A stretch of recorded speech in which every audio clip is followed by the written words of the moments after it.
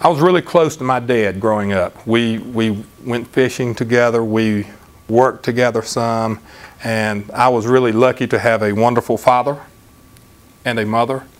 I had a father who took good care of us. I mean, he made the money, he, you know, furnished a nice place for us to live. Growing up all through the years, there was a little bit of competitiveness between a father and a son. I mean, I wanted to be like my dad, right? I'm sure maybe some of you want to be like your parents, maybe. But I also, the competitive side of me made me want to be better than him in some ways. I mean, I want to be equal to. Do you understand what I mean by that? So over the years, we had this little thing where we like to arm wrestle. Does everybody know what arm wrestling is? What's the meaning of arm wrestle? Arm wrestle. It's this right here. Okay? And that was one thing that my father and myself did, is just a way to have fun. And of course, he could always, him being older and stronger, I didn't think I would ever be able to win. We sat down one night and we were going to arm wrestle. And my dad was left-handed, so we were going to arm wrestle left-handed, right? And he'd been, over the years, he had always been able to win with no trouble. On this particular night, I knew I was getting closer and closer to being able to, you know, be stronger than he was. And it wasn't, we did it for fun. I don't want you to think it was anything else. It was just fun, okay? On this night, we sat down at the table. It was after we had had supper, and we're arm wrestling, okay?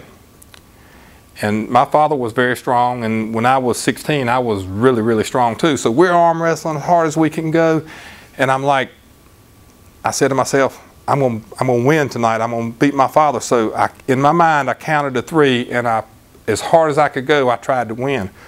When it did, there was a loud pow, and his arm went down and slapped on the table. And my father immediately turned white as that shirt right there. And I thought his elbow had gone out. It twisted the bone from his shoulder to his elbow. It snapped it just like that. And he just said, "You broke my arm, son, you broke my arm." And I'm like, oh my goodness.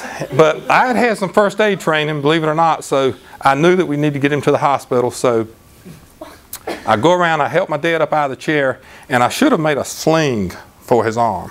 But I was just going to hold his arm steady and get him to the car. And as we're going through the door of the house, I could tell his breathing was kind of funny, and it was like he was going into shock. And as we're going to the door and getting ready to take a step down, he passes out. So I'm behind him, and my dad just goes, you know, limp. I couldn't even talk about this for a long time. It was terrible. So I ease him down on the ground, and I'm not sure if he's breathing or not. It's kind of funny now, but it was not funny then. There was a nurse that lived across the street, and I told one of my brothers, I said, go get Miss Deans, was her name. She's a nurse, and get her over here right now. And I told my mother, I said, call the rescue, call 911 to send help. So I could tell that he was breathing, but he was unconscious. And so the first thing I really did think is that I had really, really hurt my father. So they came, and the nurse came over, and she checked him over, and she said, no, he's fine. Don't worry, he's in shock. He's just passed out, but it's fine. He got to the hospital. They reset it, took him back there, and they got the bone reset, and he had a cast. And I think I have one picture, the only picture I could find with my father in a cast that he was in for a long time after that. But that is one of the, I mean, I can't tell you how terrible it was.